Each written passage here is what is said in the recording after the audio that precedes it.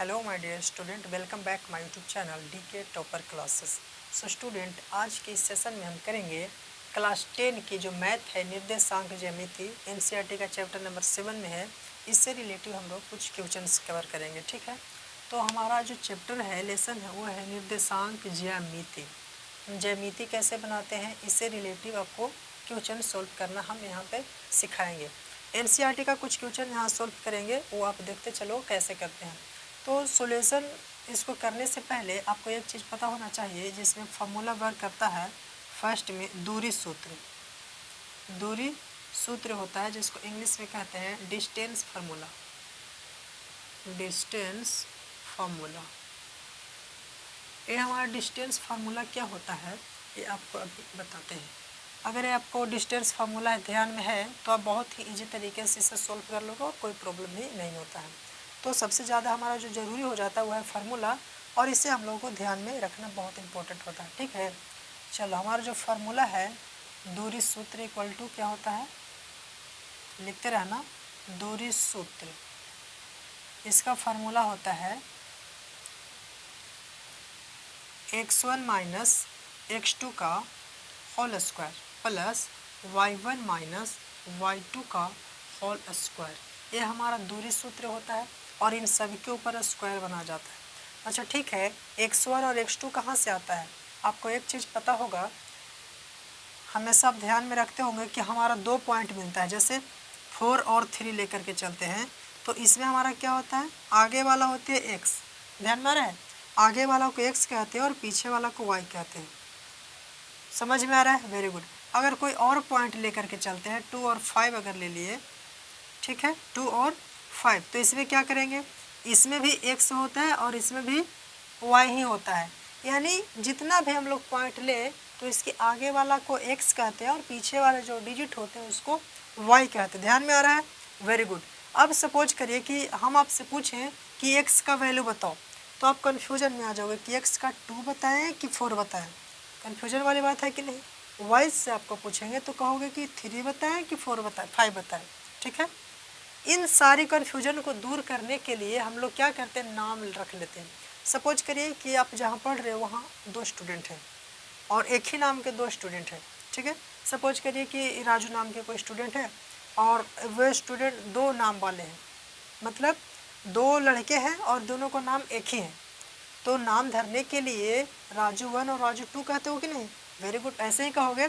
इसका हम लोग कन्फ्यूजन दूर करने के लिए x1 कहते हैं और इसको y1 कहते हैं। ऐसे ही इसमें x2 होता है और ये y2 हो जाता है। समझ में आ रहा है, और इसी बेस पर हमारा ये फार्मूला वर्क करता है, ठीक है। तो कुछ क्वेश्चन है एनसीईआरटी का, वो आपको सोल्यूशन कर देते हैं,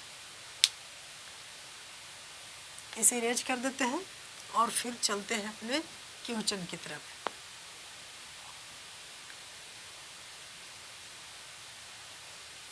चलो, क्लीन कर लिया है। अब देखते हैं आपकी बुक में क्या क्या क्वेश्चंस कैसे दे रखा है। ये एनसीईआरटी का बुक है, इसमें से आपको क्वेश्चन नंबर 7 का फर्स्ट बनाते हैं। 7 का फर्स्ट क्या कह रहा है कि 2 बिंदु दे रखा है, उन दोनों बिंदुओं के बीच का दूरी बताना है हमें। तो हम नाम रख लेते हैं, ठीक है। 7 का फर्स्ट बना रहे हैं, क्वेश्चन नंबर 7.1 का फर्स्ट है, इसको नाम रख लेते हैं। ए इक्वल टू, ईजी पड़ेगा नाम रख लेने से, 2 3 है। ए इक्वल टू कितना, 2 और 3 है। और बी इक्वल टू कितना है, डी इक्वल टू है आपका 4 और 1, 4 और 1। कैसे सॉल्व करेंगे, तो हम क्या करते हैं कि x equal to x1 equal to 2 मान लेंगे और x2 इक्वल टू कितना होगा, ये वाला 4 हो जाएगा, ठीक है। यहाँ y1 इक्वल टू ये हो जाएगा 3, y1 इक्वल टू हो जाएगा 3 और y2 इक्वल टू हो जाती है 1। ये समझ में आ रहा है, समझ में आ रहा होगा। x1 इसको बोलते हैं, x2 y1 इसको, x2 और ये y2 होती है। वैसे ही हमने यहाँ पे नाम रख लिया। अब क्वेश्चन कह रहा था कि दूरी सूत्र से इसे, यानी कि हमें इन दोनों को बीच की क्या डिस्टेंस होगी वो हमें बताना है। तो डिस्टेंस का फार्मूला लगाएंगे, ए से बी तक दूरी फाइंड करना है ना, तो ए बी लिखेंगे। या आप हिंदी में दूरी सूत्र भी लिख सकते हो। हिंदी में क्या लिखोगे, दूरी सूत्र। ए लिखो या डायरेक्ट ए भी लिख दो। फार्मूला भी अभी आपको बताया क्या होता है, x1 माइनस x2 का whole square plus y1 minus y2 का होल स्क्वायर, ये हमारा फार्मूला है। चलो अब इसी फार्मूला पर हमें इसका नंबर रखते चले जाना है। सबसे पहले रूट ऐसे बना लो, x1, अब ध्यान से समझ, x1 कितना है तो x1 2 है तो हमने 2 रखा, माइनस है तो माइनस, x2 कितना है तो x2 इक्वल टू 4 है तो हमने रखा 4, और इन दोनों की पावर है स्क्वायर तो हमने स्क्वायर कर लिया, प्लस y1 कितना है तो y1 देख रहे हो कि y1 इक्वल टू 3 है ना, चलो y1 इक्वल टू 3 रखा, माइनस y2 कितना है 1, y2 इक्वल टू 1 रख लिया, और इसका पावर है स्क्वायर।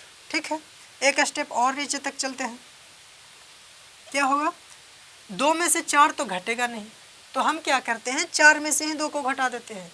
अगर कम में से ज़्यादा को घटाना है तो आंसर हमारे माइनस में आती है। ठीक है, यानी कि 2 में से 4 घटाएंगे तो माइनस का 2 हो जाएगा। क्यों, क्योंकि भाई 2 में से 4 नहीं घटेगा, 4 में से 2 ही घटाना पड़ेगा, और जिसका सिंबल ज़्यादा होता है उसी का यहाँ आंसर लिखना पड़ता है। ये माइनस में था 2 तो माइनस हो गया, और इसका पावर 2 प्लस 3 में से 1 जाएगा तो कितना बचेगा 2 बचेगा, और इसका पावर हम लोग स्क्वायर कर लेंगे। ठीक है, नीचे आपको नहीं दिख रहा होगा इसलिए यहाँ से बनाते हैं। चलो उसके बाद हमारा क्या है, अब देखो 2 का पावर स्क्वायर है तो कितना होगा 4, 2 का स्क्वायर 4 होता है, 4 हो जाएगा, प्लस 2 का स्क्वायर 4। अब आपके मन में क्वेश्चन आ रहा होगा कि माइनस का क्या किए, तो आप ध्यान में रखो, माइनस का 2 इंटू माइनस का 2, जब इन दोनों को मल्टीप्लाई करेंगे तो प्लस का 4 हो जाएगा। क्यों, क्योंकि माइनस इंटू माइनस, इन दोनों को माइनस को मल्टीप्लाई करते हैं तो हमारा आंसर प्लस होता है, माइनस माइनस को इंटू करते हैं तो प्लस हो जाता है, और माइनस प्लस को अगर इंटू करना रहता तब हमारा क्या होता है माइनस में रहता। हमेशा ध्यान में रखना, माइनस माइनस मिल करके हमेशा प्लस बनाती हैं। ठीक है, चलो अब समझ में आ गया होगा कि माइनस कहाँ चला गया। अब इन दोनों को सम कर लो, सम मतलब जोड़ना, 4 और 4 8 हो गया।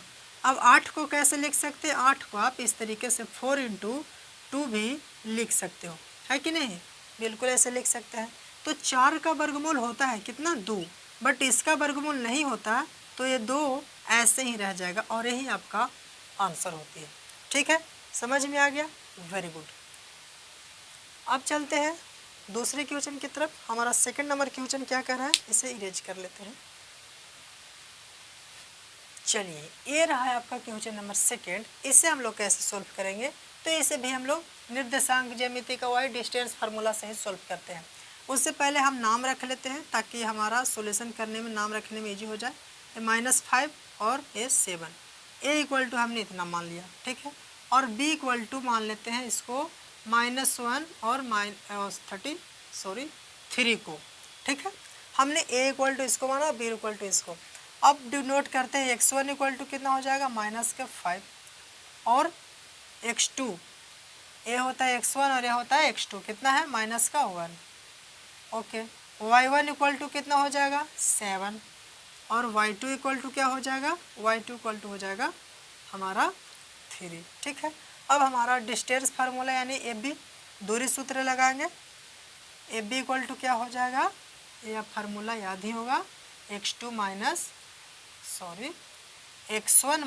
x2 का whole square plus y1 minus y2 का होल स्क्वायर। इतना याद होगा, है ना याद, वेरी गुड। नेक्स्ट पॉइंट, उसके बाद हम यहाँ पर फार्मूला इसका, जैसे फार्मूला कह रहा है वैसे ही इस नंबर को हमें इसमें नोट करते जाना है। चलो x1 कितना है, x1 इक्वल टू -5, ये माइनस से फार्मूला में माइनस, x2 कितना है -1, तो -1 ही रखेंगे। ठीक है, और इन सब के स्क्वायर है, इन सब के ऊपर क्या है स्क्वायर है, प्लस है तो प्लस, y1 कितना है, y1 है 7, माइनस y2 कितना है, y2 है 3, और इन सब को है स्क्वायर, हमने स्क्वायर कर लिया। चलो यहाँ तक कोई प्रॉब्लम हुआ नहीं। अब क्या करेंगे, अब हमारा फॉर्मूला बहुत इजी तरीके से हमारा क्वेश्चन सॉल्व होते जा रहा है। -5 है, -5 ही लिखेंगे, ठीक है। और a माइनस और a माइनस दोनों मिलकर क्या हो गया, प्लस। तो हम लिखेंगे प्लस का 1 और इसका स्क्वायर, फिर फार्मूला वाले प्लस ए वाला, और 7 में से 3 को सब्ट्रैक्ट ही कर लो, क्या बचेगा 4। और कुछ स्टेप बढ़ाते हैं, ठीक है। -5 में से +1 क्या होगा, सब्ट्रैक्ट होगा, यानी कि 5 में से 1 जाएगा तो 4 बचेगा। और ये माइनस में है इसलिए हमारा -4 हो जाएगा, स्क्वायर है तो स्क्वायर प्लस। एक चीज़ तो छूट ही गया, 7 में से 3 गया तो कितना बचेगा 4, और इसका स्क्वायर हमने लिखा ही नहीं, स्क्वायर है फार्मूला में, ठीक है। तो ये 4 का 4 स्क्वायर ऐसे कर लो। यहाँ तक समझ में आ रहा है, बिल्कुल सही। 4 का स्क्वायर कितना होता है, तो आप कहोगे 16, और माइनस माइनस हो गया प्लस, प्लस इस 4 का स्क्वायर भी होगा 16। जब दोनों को ऐड करेंगे तो 16 16 होता है 32, ठीक है। अब इस 32 को कैसे लिख सकते हैं, इसी 32 को आप 16 × 2 भी लिख सकते हैं। क्यों, क्योंकि 16 दूनी 32 होता है कि नहीं, बिल्कुल। और 16 का वर्गमूल कितना होता है, 16 का वर्गमूल 4 होता है, लेकिन इस 2 का वर्गमूल पॉइंट में चला जाता है, 2 का वर्गमूल हम लोग नहीं निकालते। और ये आपका हो गया आंसर। समझ में आ गया, वेरी गुड, बहुत अच्छा समझ में आ गया होगा। और अगर मेरे एक छोटी सी रिक्वेस्ट करेंगे, अगर मेरे चैनल को सब्सक्राइब नहीं किए हो तो कर लेना, क्योंकि यहाँ पे लेटेस्ट वीडियो आपका जो भी बनाया जाएगा आप तक सबसे पहले पहुँच जाएगा। ओके, चलो हमने सोल्व बहुत ही इजी तरीके से सेकंड क्वेश्चन भी सोल्व कर लिया। अब चलेंगे क्वेश्चन नंबर 3 की तरफ। चलिए, ये रहा आपका क्वेश्चन नंबर 3, एनसीईआरटी का क्वेश्चन ही है। इसमें कैसे सोल्व करेंगे, अगर हमारा नंबर सीरीज इस तरीके से रहता है तो इसे हम लोग कैसे सोल्व करते हैं ये देखते हैं। तो इसे भी नाम रख लो, ए बी पी क्यू कुछ भी रख लेते हैं। तो चलो हम ए से शुरू करते हैं, इस वाले को ए रखेंगे और इस वाले को बी। तो ए इक्वल टू हमारा ए बी हो गया, ठीक है। और बी इक्वल टू क्या हो जाएगा, बी इक्वल टू -a और -b, इतना कर लेते हैं। आप कहोगे कि ए बी क्यों माने, ए बी तो बुक में है ही नहीं। तो नहीं मानो, कोई प्रॉब्लम नहीं है, नहीं मानिए, कोई दिक्कत ही नहीं है, डायरेक्ट दूरी सूत्र लगा लो। चलो आपके अकॉर्डिंग करते हैं। आप उनको कहना है कि हमको ए बी नहीं दे रखा है तो हम ए बी नहीं मानेंगे, कन्फ्यूजन होता है। तो कन्फ्यूजन क्यों करोगे भाई, ऐसे ही बनाओ। चलो क्या करेंगे, x1 इक्वल टू हो गया ए, और x2 इक्वल टू कितना माइनस का ए, y1 इक्वल टू कितना हो गया b, और y2 इक्वल टू हो जाता है माइनस का b, ठीक है। अब क्या लगाएंगे, हम दूरी सूत्र का यूज करेंगे। दूरी सूत्र क्या कहता है, all the number square x1 minus x2 का whole square plus y1 minus y2 का होल स्क्वायर। समझ में आ रहा है, ये हमारा दूरी फार्मूला है, डिस्टेंस फार्मूला, दूरी सूत्र। चलो अब क्या, x1 का स्क्वायर, x1 माइनस x2 का स्क्वायर, x1 कितना है a है, माइनस x2 कितना है माइनस का a है कि नहीं। चलो, और इन सब के ऊपर हमारा एक नंबर है स्क्वायर, इन सब के ऊपर क्या स्क्वायर कर लेंगे।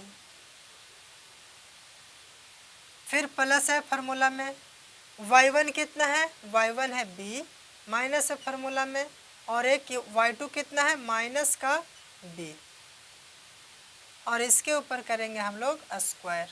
समझ में आ रहा है ना, बिल्कुल समझ में आ रहा होगा। चलो अब क्या करेंगे, सबसे पहले बड़ा वाला हम रूट लगा लेते हैं, ओके।